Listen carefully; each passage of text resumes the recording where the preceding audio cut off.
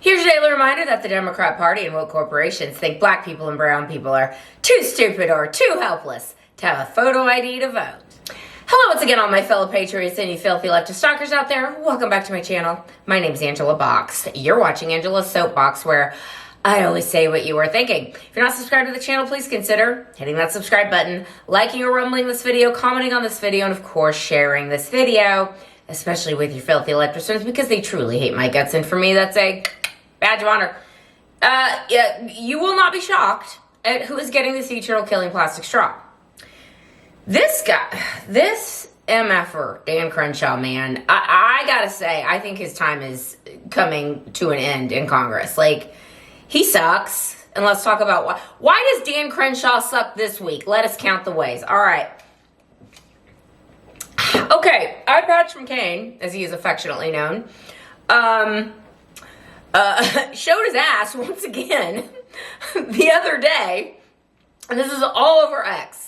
All over X. He's trying to delete this left and right, and everyone's like, boy, I'd sure be ashamed if this video kept going viral. In fact, I'm going to pause it right here so you can understand what we're talking about, but essentially, he is on his last legs. Let's talk about it in a minute.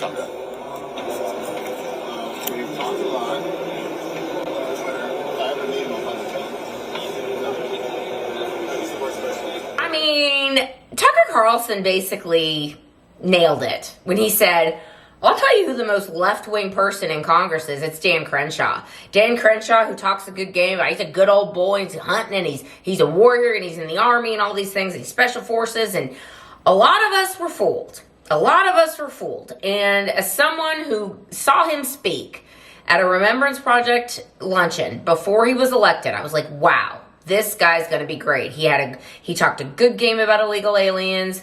He was like, you know, he was MAGA before MAGA, basically. Like, he was going to be fantastic. I was like, this guy's a star. Well, then he gets in there and he gets corrupted very quickly. Now, I don't know Dan Crenshaw's familial background. I'm not going to say that I do. I do know that he has made a pretty penny while he's been in Congress, just like the rest of them seem to, and he's he stands real good for Ukraine. He's one of those people. He's like a Ukraine ultra hawk, like Adam Kinzinger. And it's strange. It's strange when you talk about the unauditable or unaudited $350 billion we've given to Ukraine, and people like Dan Crenshaw are like, please don't audit that money. Like, we don't want to see where the kickbacks go. Like, why would we want to do that? I just think eventually his time is going to come to an end. I think it's going to be pretty quick. Now, he basically threatened Tucker Carlson. Now, I don't think that he's going to be arrested or anything like that. I'm sure it's a figure of speech. Like, I'm going to kill the guy. But, like, it was very, very Dan. Like, he's a dick, okay? Like, you see him when he's just speaking off the cuff, and he's an a-hole. Like, full stop a-hole. And he basically said, you know, one of the interviewers was like, have you met Tucker Carlson? And he was like, no, we've had some back and forth on Twitter, but if I ever see him, I'll kill the guy, or something like that. You saw the video. And it's a very disconcerting thing to hear a member of Congress say about a journalist. And I dare say that if Dan Crenshaw was a MAGA guy, like, let's see, like, Jim Jordan, let's say, and Jim Jordan said, you know, I've never met Rachel Maddow, but if I did, I'd kill that guy. Like, 100% the media would lose their effing minds over it. And rightfully so, because it's a sitting member of Congress threatening a journalist. And Tucker Carlson is a journalist. Whether you like him or not, that's what he does, and he plays it fair. And so Dan Crenshaw, I think in 2026, if he can get a well-funded primary challenger, and there is a young man named Jameson Ellis that has given it his level best. I don't know if Jameson's going to run again. He keeps getting closer and closer, but I think in 2026, we've got to have someone that can knock this out of the park and can be well-funded and just stick it to Dan Crenshaw and stick a fork in him because he needs to be done. And it's comments like this on top of the basically calling MAGA the Freedom Caucus and MAGA, a bunch of losers and grifters, which is what he said a couple years back.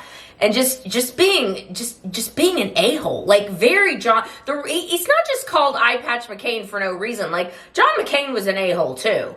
Like never forget what McCain did when Trump came in and they were trying to get rid of Obamacare, and McCain was the vote. McCain was the vote to kill it. He went like this, thumbs down, no. Like he's that guy. That is what Dan Crenshaw is. And Dan Crenshaw, every 2 years, slips through the primary because it's an extremely red district that he's in. And he knows that as long as he can be, as long as he can get his message out quickly, as much as possible, and act like he's MAGA, then he's going to get through. But last time, Jameson Ellis, I believe, got 42% of the vote. So again, I think Dan Crenshaw's time is coming to an end. He's probably trying to rack up as much money as he possibly can. I'm just saying, I just think it's strange that he would be, hardcore coming for someone like Tucker Carlson, who has done nothing but be an exposer of corruption and evil and government hackery. That's what Tucker is known for. And so, Dan Crenshaw, you're telling on yourself.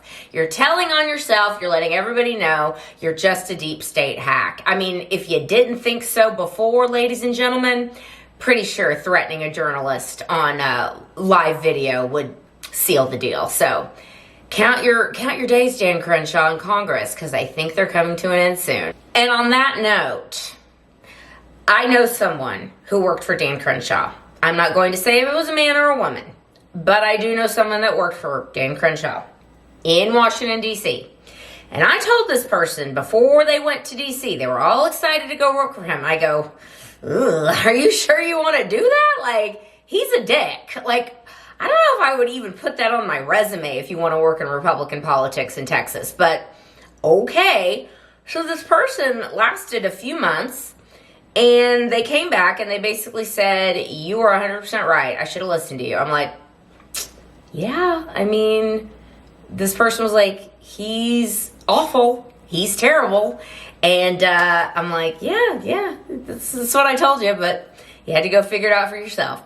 All right, that's where I'm going to leave this video. Let me know what you think down below. And I will see you in the next one. That will be done. Bye.